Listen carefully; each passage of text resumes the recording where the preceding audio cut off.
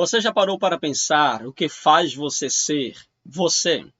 Não é só o corpo, por trás dos olhos que veem, das mãos que tocam, existe algo que sente, decide e ama: a alma.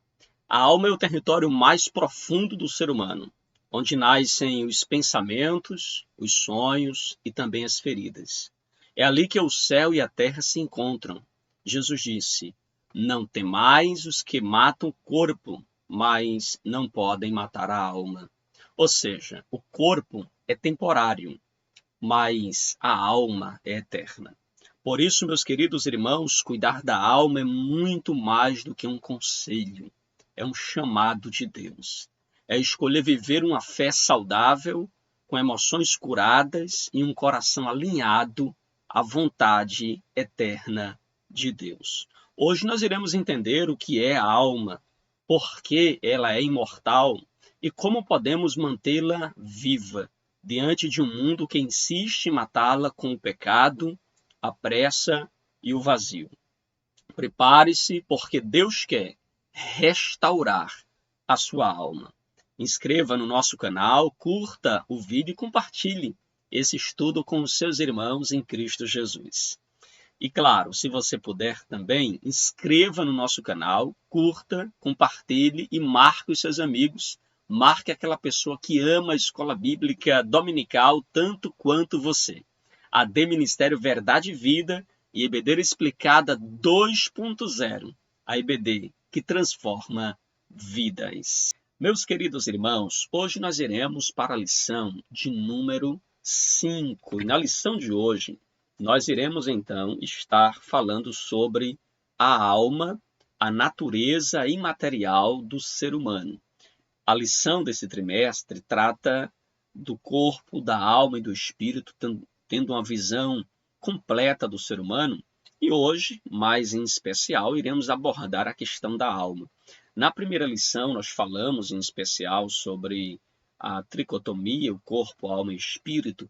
E nas lições sequenciais, a gente foi tratando meio que individualmente cada aspecto da tricotomia. Hoje, nós iremos falar um pouco sobre a alma, a natureza imaterial do ser humano. Você vai entender o que é a alma, você vai entender a diferença entre o ser humano e também um animal irracional.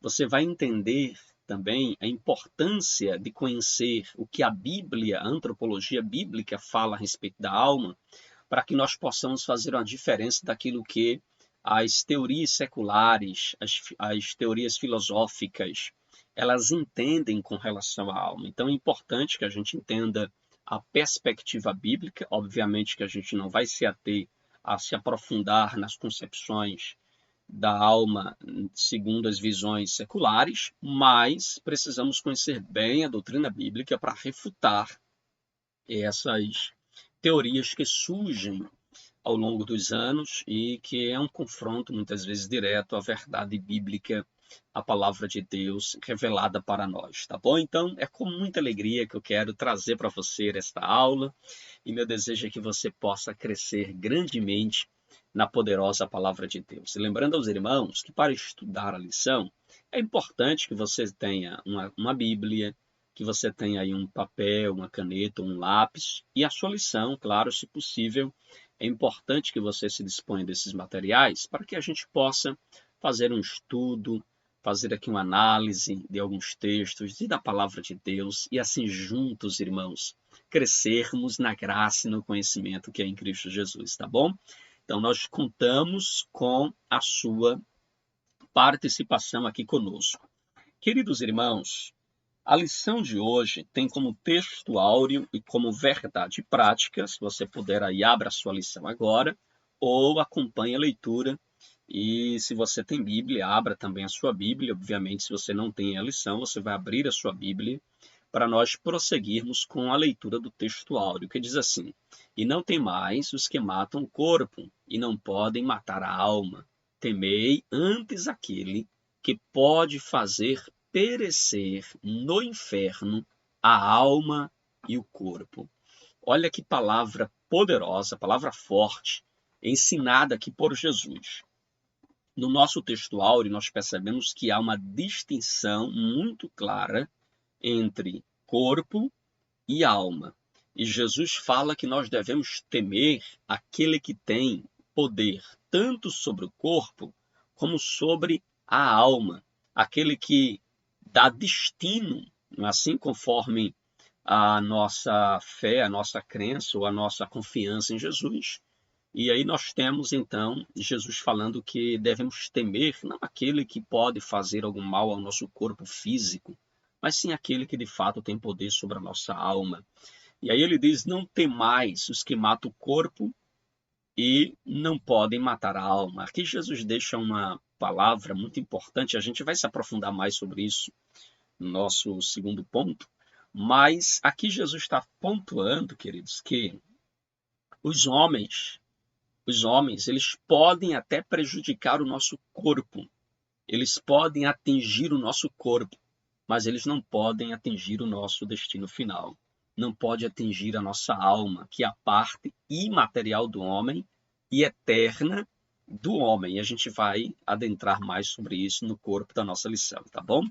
E aí, a nossa verdade prática fala sobre cuidar da alma, é uma atitude fundamental para a vida cristã, estável e a eternidade de alegria e paz. Queridos, a nossa verdade prática, ela faz um resumo daquilo que nós iremos abordar. Fala sobre o cuidado com a alma, é fundamental este cuidado para que tenhamos uma vida cristã estável e fala então sobre não apenas a estabilidade aqui, mas aponta também para a estabilidade na eternidade, tendo uma alma com alegria e com a paz proveniente do trono de Deus. Então, queridos, a nossa lição, ela vai nos ajudar a entender melhor esse cuidado necessário que nós devemos ter para com a nossa alma, tá bom?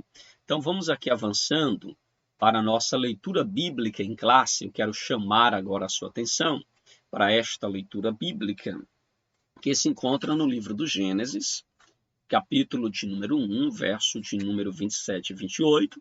Depois, leremos também Gênesis, capítulo de número 2, verso 15 ao verso de número 17.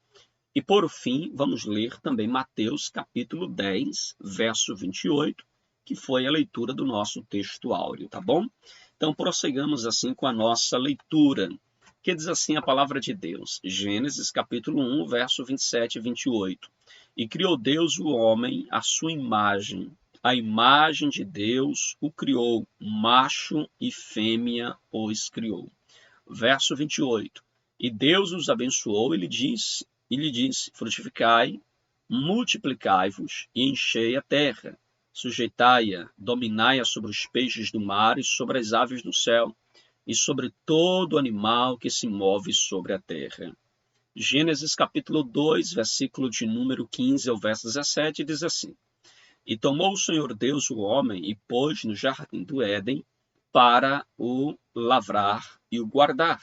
E ordenou o Senhor Deus ao homem, dizendo: De toda a árvore do jardim comerás livremente, mas da árvore da ciência do bem e do mal, dela não comerás, porque no dia em que dela comeres, certamente morrerás.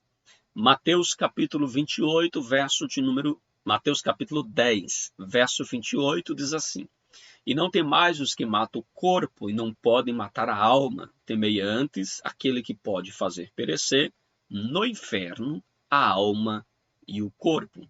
Esta é a nossa leitura, a gente vai voltar a esses textos à medida que a nossa lição for abordando alguns aspectos dele, mas é um texto muito importante para que nós venhamos compreender que o homem é um ser criado por Deus, o corpo foi criado do pó, o seu fôlego de vida foi soprado nele pelo próprio Deus, o homem se torna então uma alma vivente, e nós temos também o próprio texto apontando para a missão que Deus dá para o homem, o dever que Deus dá para o homem, ao colocá-lo no jardim, e Jesus, lá no em Mateus capítulo 10, verso 28, mostrando sobre o cuidado que nós devemos ter e o temor que nós devemos ter para com aquele que tem poder sobre a nossa alma, e não apenas sobre aquele, ou temor apenas daqueles que podem, de repente, atingir o nosso corpo físico. E a nossa lição de hoje, irmãos, ela tem, então, 3 objetivos. Primeiro, fazer os alunos compreender que a alma é a sede das emoções, da razão e da vontade. Então, vamos falar um pouco sobre a alma, o que era a alma. E aí, em segundo lugar, demonstrar aos alunos, com base bíblica, que a alma é a parte imaterial e imortal do ser humano, capacitando a refutar visões materialistas. A gente vai falar um pouco sobre isso aqui na nossa lição. E, por fim, conscientizar os alunos da capacidade de cultivar uma alma saudável por meio da oração, da meditação na palavra de Deus e de hábitos santos, ok? Então, a gente vai finalizar e eu vou colocar algo a mais aqui no final, não apenas conscientizar sobre a necessidade de cuidar da alma com hábitos saudáveis, mas eu vou pontuar as consequências da falta de cuidado com a nossa alma, tá bom? Nós iremos também falar sobre isso no finalzinho da nossa aula. Então vamos juntos para mais uma lição muito proveitosa, muito rica para o nosso crescimento espiritual. Nosso autor começa falando sobre atributos da alma. E aí ele chama de volta ao texto de Gênesis, o texto de Gênesis, capítulo de número 1, que é o texto que a gente fez a leitura, e o nosso autor nos chama de volta para mostrar que ali no Gênesis nós temos Deus formando o homem do pó da terra, e ali está a parte material do homem. Quando Deus sopra nas suas narinas o fôlego de vida, ele sopra ali, então, o ruar, no grego pneuma e no hebraico ruar, o vento, o sopro de Deus nas narinas do homem, o homem se torna uma alma vivente, ou seja, o homem agora passa a ser um ser vivente. E aí nós temos a alma do homem, que é esta substância que está entre o corpo, matéria física, e o espírito, que é uma matéria também imaterial, né, espiritual, mas a alma do homem está neste meio. E o que é a alma? É o que a gente vai aprender na lição de hoje, em especial no ponto de número 2, tá bom? Então, queridos, nosso autor ele faz questão de distinguir a diferença entre o ser humano e um animal, um ser irracional, porque o ser humano foi criado por Deus, Deus sopra no ser humano o fôlego de vida, diferente dos animais, que passaram a ter vida a partir da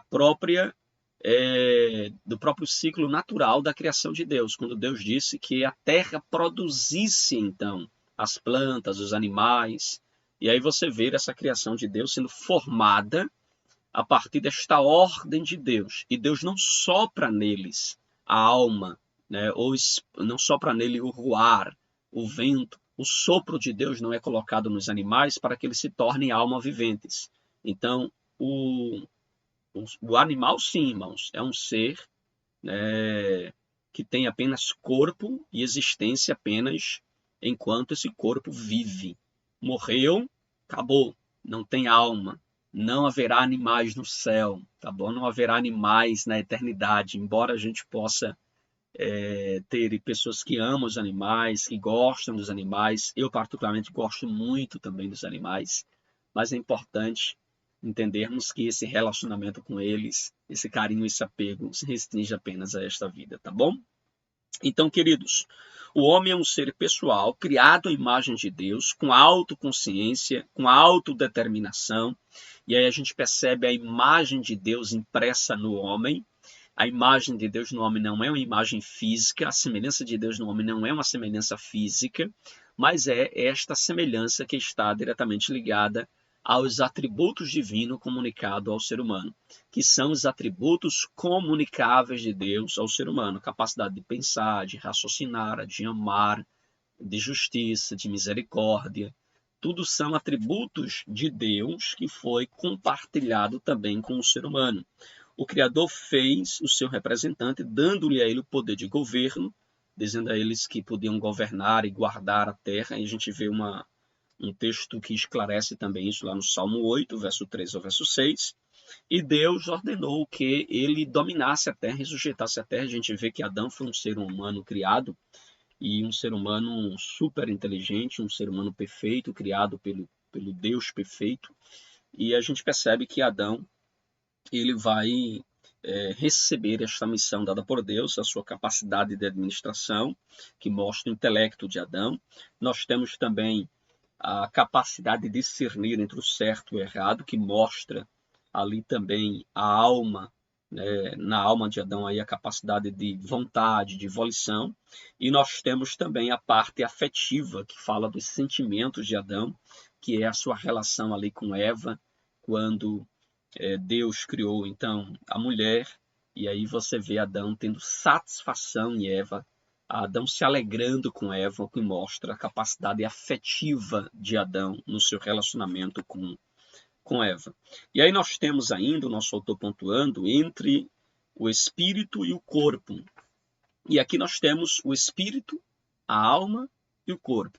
A alma é exatamente essa substância que está entre o espírito e o corpo.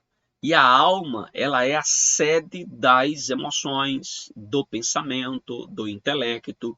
O nosso autor pontua que a alma tem esses atributos, seus principais atributos, ou os 3 principais atributos da alma: emoção ou sentimento, razão ou intelecto, vontade ou volição. Então, ali está a sede do ser humano. A alma é a sede do ser humano, onde nós encontramos esses 3 atributos. O ser humano ele emprega esses atributos tanto na sua comunicação com Deus, como também na sua comunicação com o mundo físico. Veja que o ser humano se comunica através da sua vontade, através dos seus sentimentos, através do seu intelecto. É ele quem vai, então, se comunicando com o ser humano a partir da sede da sua alma, que tem esses 3 atributos.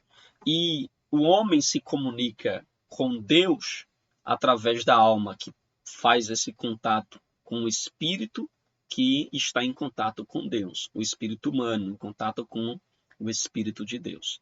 E faz esse contato com a própria natureza, com o mundo físico, por meio do corpo. Então a alma, ela se comunica com o mundo físico por meio do corpo. E aí nós temos as mãos, os pés, o paladar, o olfato, nós temos o tato, nós temos os olhos, a orelha, os ouvidos, e são os meios pelos quais nós nos comunicamos com o mundo físico. E posso dizer então que a alma funciona entre o espírito, que se conecta com Deus, o ser divino, e o corpo que se conecta com o mundo dos homens. E aí a gente vê um exemplo clássico disso no Cântico de Maria, onde a gente vê Maria indo, o corpo, até a casa de Isabel. Quando as duas grávidas se apresentam para outra, se abraçam, ali elas sentem a presença do Espírito Santo, o bebê se move no coração de Isabel, ou seja, João Batista cheio do Espírito Santo. E logo na sequência a gente tem Maria louvando a sua alma, engrandecendo seu espírito, louvando a Deus. E aí você percebe essas 3 substâncias de Maria, né? A vontade, a emoção, o intelecto, se expressando em louvor a Deus. E nós vemos aí a tricotomia também, o corpo, a alma e o espírito de Maria expressando esse louvor ao Senhor. E aí a nossa lição ainda apresenta sobre a alma batida. Ele faz uma ponte agora com o Salmo 42 e também com o Salmo 51 para mostrar para nós como as circunstâncias externas, de alguma forma, afeta também a nossa alma, que é a sede das emoções, do intelecto e da vontade. E aí o nosso autor pontua o Salmo 42, onde o salmista, no versículo 5, diz: "Por que estás abatida, ó minha alma? E por que te perturbas em mim? Espera em Deus, pois ainda o louvarei na salvação da sua presença." Aqui nós temos o salmista dialogando consigo mesmo a respeito do abatimento da sua alma. Sabe aquele momento que a gente fica se questionando a nós mesmos? Por que estou triste? ó minha alma, por que estás abatida? E a gente dá resposta para ela, dialoga com ela. Aqui nós temos o próprio salmista dialogando com a sua própria alma, se questionando do porquê ela está abatida e ao mesmo tempo dando respostas para ela de esperança, de confiança em Deus. E aqui nós percebemos literalmente, né, os afetos da alma em relação a Deus, que são vistos na poesia do Salmo 42. E o contexto indica, um autor, né, experimentava aqui uma aflição espiritual, alguma crise em sua comunhão com Deus, talvez pela ausência de estar no templo, e agora ele estava com a sua alma entristecida. E o verso de número 1 e o verso de número 2 mostram a alma que está sedenta por Deus, uma alma que tem sede de Deus, uma alma que tem fome de Deus, mostrando exatamente esse desejo do salmista de buscar o Senhor. Olha o que diz o verso 2. A minha alma tem sede de Deus, do Deus vivo. Quando entrarei e me apresentarei ante a face de Deus?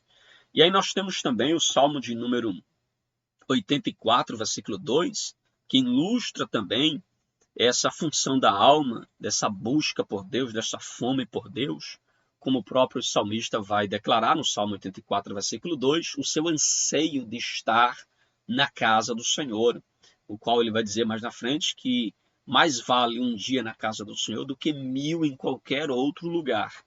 E aí nós temos também o Salmo 51, o qual Davi ele está passando por um momento de grande aflição devido ao seu pecado com Batseba e a morte de Urias, o assassinato de Urias cometido pelo próprio Davi, né, pelas mãos de Davi, ou através de Davi. E agora nós temos então Davi falando da sua tristeza, o seu espírito estava abatido, a sua alma estava abatida, e Davi pede a Deus que crie nele um espírito reto, renove nele uma alma pura.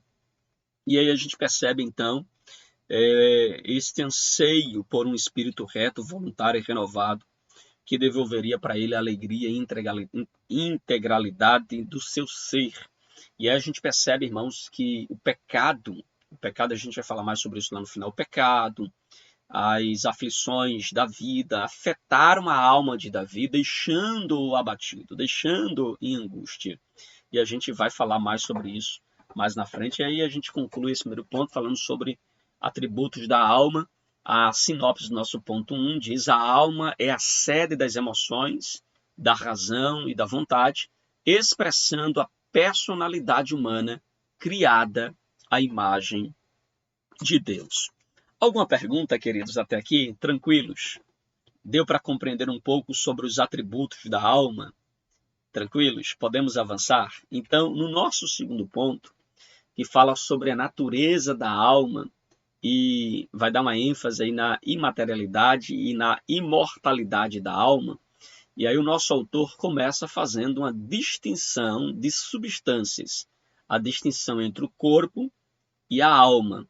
E o nosso autor vai mencionar então o texto de Mateus capítulo 10, verso de número 28, que é um excelente texto que nos traz um grande fundamento sobre a parte material do homem, o corpo, e a parte imaterial do homem, a sua alma. E aqui nós temos, irmãos, em um só versículo, verdades profundas, verdades espirituais profundas, irmãos, que são reveladas, né, a respeito da nossa psique, a respeito da nossa alma. Psique é o termo grego usado para alma. E algumas delas estão relacionadas aqui, né, inclusive há debates, né, que são alimentados ao longo de toda a história, porque nesse contexto aqui, o nosso autor pontua em primeiro lugar que Jesus ele expõe a clara distinção de substância material e imaterial, ou seja, aquilo que é tangível, o corpo, daquilo que é intangível, a alma. E então Jesus ele faz essa distinção de que nós não devemos temer aqueles que podem matar o corpo físico, mas sim temer aqueles que podem matar a nossa alma, o espiritual, o intangível. Então Jesus faz essa clara distinção. Por mais que muitas teorias modernas vá na contramão desta verdade revelada aqui, e aí a gente precisa inclusive pontuar algumas teorias que vão na contramão desta verdade revelada, só para você ter uma ideia e uma compreensão aqui, eu relacionei algumas. teorias que podemos considerar as principais teorias a respeito da alma e que vai na contramão das verdades reveladas aqui no texto da palavra de Deus sobre a alma. Então, no segundo ponto, o autor fala sobre a imaterialidade e a responsabilidade pessoal. E aí ele fala, ao tratar do procedimento da alma e do corpo no inferno, Jesus refuta as concepções antropológicas seculares a respeito da alma. Por exemplo, quais são as principais teorias seculares a respeito da alma? Nós temos, por exemplo, o dualismo platônico, que vem exatamente de Platão, ou seja, para Platão, o homem é composto de corpo, o qual ele considera a prisão da alma. Então, no dualismo de Platão, ele crê que o homem tem corpo e alma, mas o corpo é a prisão da alma. Então, o corpo é a parte física, a alma é a parte divina, a parte imortal, e a alma ela está presa ao corpo. Então, desta forma, ele diz que o corpo, que é a parte material, é imperfeita, a alma, que é a parte imaterial, ela é pura, ela é santa, ela é eterna, e ela deseja, então, se libertar deste corpo que é material. Isso traz uma implicação. Na perspectiva dualista de Platão, a salvação é restrita apenas à libertação da alma do corpo. Então, se a alma se libertar do corpo, ela está salva. Então, essa é a perspectiva do dualismo Platão. E a Bíblia, irmãos, obviamente vai na contramão deste pensamento, porque quando a gente olha na perspectiva bíblica, as Escrituras, ela apresenta o corpo não como uma prisão, mas a Bíblia apresenta o corpo como a obra-prima de Deus. A Bíblia diz que Deus criou o homem, Deus formou o homem do pó da terra. Então, o corpo, a matéria que Platão ele chama de imperfeita, ela é obra de Deus, é criação de Deus. E veja que o corpo ele participa também da redenção. A salvação em Cristo Jesus não é apenas para a alma, mas é também para o corpo. Por isso que nós cremos na doutrina da ressurreição, de que o nosso corpo, embora pereça aqui por um tempo, haverá de ressuscitar em um corpo glorioso e transformado no último dia. A gente poderia citar diversas passagens bíblicas que falam sobre a ressurreição. E aí nós temos também os conceitos vindos de Aristóteles. Nós temos aí o hilemorfismo, que é uma concepção aristotélica de que a alma é a forma do corpo, ou seja, a alma ela não existe separada do corpo. E aí, na concepção de Aristóteles, quando o corpo morre, a alma, então, ela deixa de existir. Só que aí, irmãos, a gente percebe que isso traz uma implicação. Ou seja, na ideia aristotélica, a alma ela é uma função biológica. Então, não há uma imortalidade.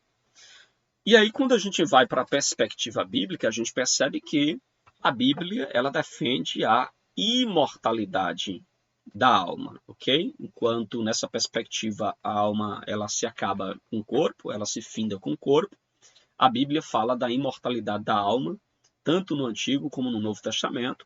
A alma sobrevive à morte física e ela vai comparecer também diante de Deus. Então o homem não é apenas matéria animada, mas o homem é uma alma vivente soprada pelo próprio Deus. A alma não depende do corpo para existir, ela é eterna no propósito divino, no propósito de Deus.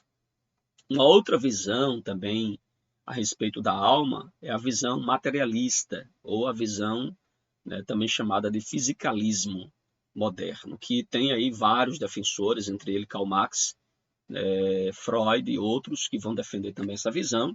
A ideia de que a alma ela é apenas uma função do cérebro, ou seja, é um produto da atividade química e ela é elétrica do corpo, é a elétrica do corpo, e não há aí no homem uma dimensão espiritual.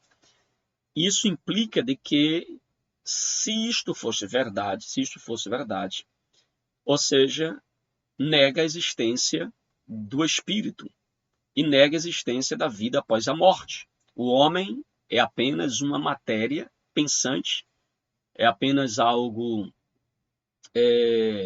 uma função do cérebro, uma matéria pensante, mas que não tem qualquer sentido no que diz respeito à vida eterna, à vida futura. Então, a Bíblia faz claramente uma crítica a esse pensamento, porque na visão bíblica, irmãos, na visão bíblica, nós percebemos que o espírito do homem, ele vem de Deus, Não é apenas uma questão biológica, não é apenas uma função do cérebro, não é apenas uma dimensão, um produto químico, como disse, né, os defensores deste pensamento. Então perceba, irmãos, que essa visão vai reduzir o homem a um ser biológico e aí vai negar a responsabilidade moral e a responsabilidade espiritual do homem. Por exemplo, o próprio Freud, né, descreve a alma como um conjunto das atividades psíquicas do homem. Veja, sem uma essência imaterial, ou seja, não tem o imaterial no homem, é só o biológico. E aí a Bíblia nos mostra que o espírito do homem vem de Deus e que quando o homem morre, o espírito, diz a Bíblia, lá em Eclesiastes 12, versículo 7, ele volta para Deus. E Jesus também vai ensinar que a alma ela tem consciência mesmo após a morte. A passagem lá do rico e Lázaro mostra que a alma tem consciência mesmo após a morte, lá em Lucas 16, versículo 19. Portanto, irmãos, a alma ela não é uma função física, mas ela é uma realidade espiritual e ela sobrevive além do corpo. Ou seja, quando o nosso corpo morre, a alma continua viva, ela vai então para um estado intermediário, ou seja, aguardar ali a ressurreição final, aguardar o momento final, ou para um estado de punição já intermediária, que a Bíblia vai tratar em Lucas 16 como o seio de Abraão, ou um local de tormenta aguardando ali o julgamento final. E ainda temos uma outra visão secular a respeito da alma, que é o humanismo secular. E aí nós temos vários defensores também, entre eles Nietzsche, que defende então que o homem ele é autônomo, ou seja, ele é senhor de si, sem qualquer natureza espiritual. E eles defendem então que a alma é apenas uma metáfora da personalidade. E aí, irmãos, a gente percebe que isso implica diretamente, quem defende essa teoria implica que o ser humano ele é o centro do universo. E aí descentraliza Deus, tira Deus de cena, o homem é o centro do universo. E aí não há, né, Deus nem propósito eterno para o homem, ou seja, é uma teoria que defende aí, literalmente o ateísmo, nega o próprio Deus. E a Bíblia faz uma crítica contundente a esse pensamento, né? O humanismo elimina a dependência de Deus e exalta aí o homem caído, coloca o homem caído no centro, independente de Deus. E a Bíblia nos mostra claramente, em Atos, por exemplo, Atos 17, versículo 28, a Bíblia mostra que o homem não é, em hipótese alguma, autossuficiente. Jesus mesmo afirmou, lá em João, capítulo de número 15, versículo 5, que sem mim nada podeis fazer. Em Marcos 8, versículo 36, a Bíblia fala que a alma sem Deus, ela se torna vazia e perdida. Então veja que essas visões elas estão completamente equivocadas a respeito do ser humano, a respeito da alma do homem. E aí, irmãos, por isso que nós temos algumas teorias, né, ou melhor, diante dessas teorias nós temos aí algumas visões, inclusive que influencia o meio cristão, influencia o cristianismo, que tem pregado e ensinado, por exemplo, a teologia da libertação, de que Deus enviou Jesus para nos salvar não do pecado e não da morte eterna, mas nos salvar no que diz respeito à libertação de classes, à libertação né, de um contexto social. Então perceba, irmãos, que no campo, né, defendido inclusive pela Igreja Católica Apostólica Romana, vai se inspirar aí a teologia da libertação. No protestantismo nós temos aí também algumas ramificações que defendem uma linha bem paralela, que é a teologia da missão integral, cujo foco é o social e não a salvação eterna do homem. E aí você percebe essas teologias se voltando então para uma questão mais humana, mais terrena, mais social, né? São teologias bem socialistas, são teologias que trabalham mais a libertação do homem de classes agregárias, muito mais do que trabalhar aquilo que de fato a Bíblia fala sobre a libertação do homem no que diz respeito a sua alma ser liberta e ser salva para estar com Deus. Então, irmãos, ambas, tanto a teologia da libertação como a teologia da missão integral, elas se alimentam das concepções socioeconômicas, políticas, né, que são comuns aí ao marxismo. E aí, por sua vez, tem como fundamento ideário materialista, né, e crítico, que busca tirar Deus do cenário humano e instigar as lutas de classes. Então, para essas concepções, para essas visões, a salvação, a, a alma do homem, ela está voltada, né, o bem-estar da alma do homem está voltada a essa libertação no que diz respeito a lutas, né, de classes. Em outras palavras, irmãos, eles vão dar ênfase, né, literalmente aí, ao social. Por isso que você vê aí algumas visões extremamente socialistas, porque eles dizem que a libertação do homem está restrita a se libertar do poder econômico, do poder político, libertar-se então das questões tiranas. Então a libertação, a salvação do homem está nessa libertação, né, dentro dessas classes. E aí a gente percebe, irmãos, que essas teorias, elas esquecem a natureza pecaminosa do ser humano.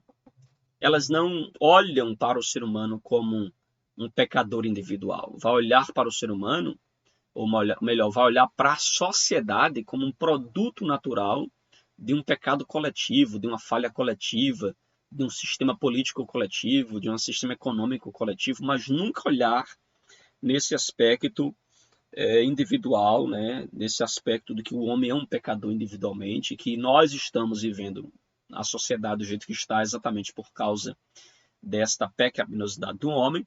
E aí a gente precisa ressuscitar, trazer de volta a visão bíblica da alma. Irmãos, primeiro, a alma humana ela é resultado do sopro de Deus no homem. E aí nós percebemos que o sopro divino não apenas trouxe vida biológica ao homem, mas trouxe também a sua existência pessoal e espiritual. E aí nós temos também a parte imaterial e imortal. A alma do homem é uma parte imaterial e é imortal. Ou seja, a alma, conforme o próprio Jesus falou, é uma substância humana que o homem não pode matar, o homem não pode destruir, porque somente Deus tem o poder sobre a alma do homem. Então não é eterna, a alma do homem não é eterna por si mesma, ela é imortal por causa da concessão dada pelo próprio Deus. E aí, né, reafirmando aqui, a alma é o centro da personalidade. A alma reúne o pensamento, a emoção e a vontade. Ou seja, a alma é o eu consciente. Segundo Mike Parman, a alma é o assento da personalidade humana responsável por suas decisões morais e espirituais. E aí nós temos a alma que tem um relacionamento com o corpo, pelo qual nós nos comunicamos com o mundo físico. A alma também se comunica conosco mesmo e com os outros, né? Nós nos comunicamos através da nossa alma e também nós temos o nosso espírito que se comunica com Deus, que também tem um relacionamento alma com espírito, que envolve esse relacionamento com Deus. Então essa harmonia, ela é o plano original do Criador, né? Que foi inclusive afetado pelo pecado e é restaurado na pessoa bendita de Jesus. Veja que o pecado afeta o homem na sua tridimensão. Afeta o corpo, afeta a alma e afeta também o espírito do homem. Ok? Tranquilo? E aí nós temos, irmãos, o nosso terceiro ponto. Só que antes aqui nós temos também a nossa sinopse do ponto, a sinopse do ponto 2. A alma é imaterial e imortal, distinta do corpo e continuará existindo após a morte, sendo responsável diante de Deus. E aí nós temos a alma renovada e submissa a Deus. Nosso último ponto para nós finalizarmos aqui.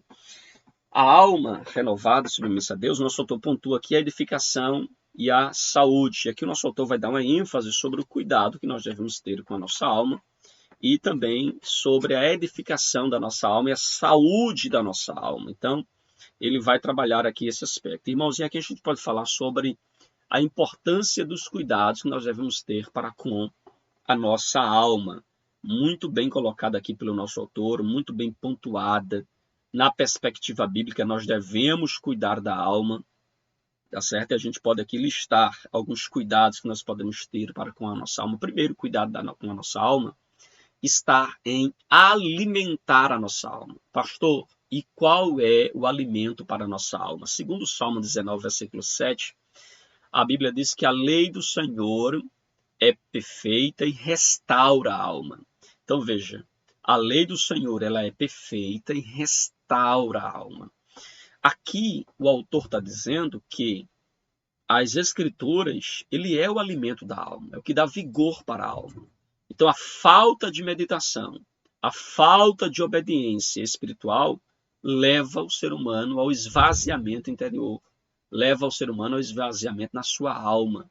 As emoções, a vontade, o intelecto vai ficar faminto e bagunçado, irmãos, por falta de alimento. E aí a gente cuida da alma, alimentando a nossa alma por meio da palavra de Deus. E diga-se de passagem, há muitas pessoas que estão com a alma adoecida por falta deste alimento, por falta da palavra de Deus. Um outro meio pelo qual nós podemos alimentar a nossa alma, ou cuidar da nossa alma, é por meio da oração e da adoração. Veja que lá em Lucas 1,46 se expressa: a minha alma engrandece ao Senhor, a expressão usada por Maria, a minha alma engrandece ao Senhor, o que mostra literalmente o cuidado da alma na adoração a Deus, no louvor a Deus. A alma, irmão, se renova quando se volta em adoração e comunhão com Deus. Uma outra forma de nós cuidarmos da alma é por meio de confissões e arrependimento. É necessário nós nos arrependermos, confessarmos os nossos pecados, nossas falhas. Isto é uma forma também de cuidar da nossa alma. O Salmo 32, que fala sobre a confissão de Davi, um salmo de confissão de Davi, de arrependimento de Davi depois do seu pecado com Batseba, mostra nitidamente isso. Davi diz que enquanto me calei, envelheceram os meus ossos. Agora depois ele diz: confessei-te o meu pecado, e aí você percebe o alívio do coração de Davi.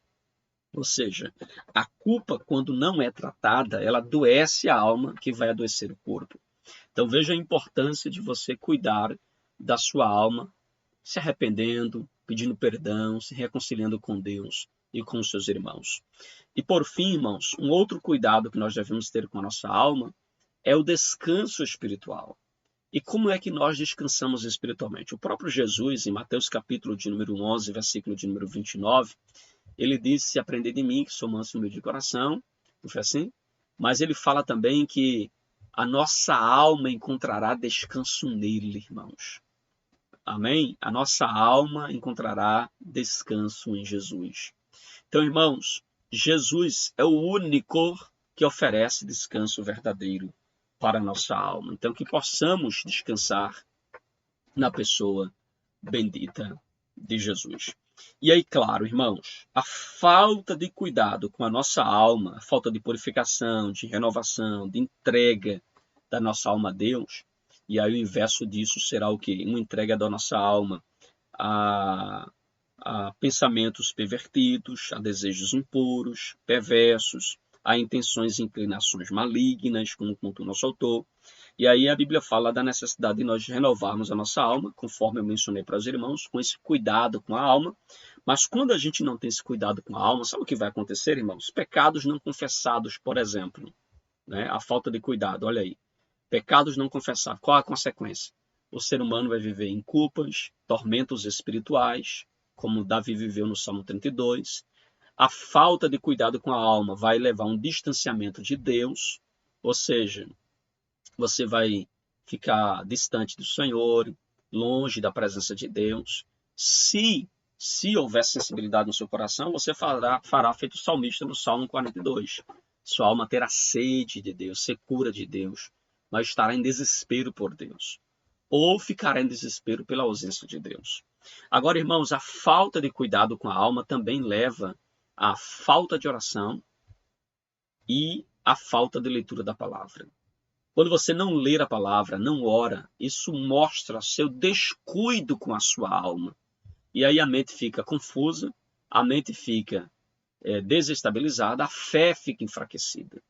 Uma outra falta, um outro elemento, né, que mostra uma falta de cuidado com a alma, se trata de guardar amargura e ressentimento no coração. Quem guarda amargura e ressentimento no coração está descuidando da sua alma. Isso vai gerar doenças na alma, que afetará também o nosso corpo.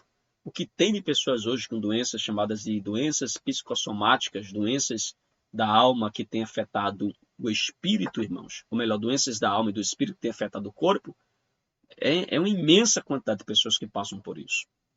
E aí uma outra falta de cuidado da alma é quando você se envolve com idolatria, vive uma vida incrédula, o que gera morte espiritual e leva também à perdição eterna.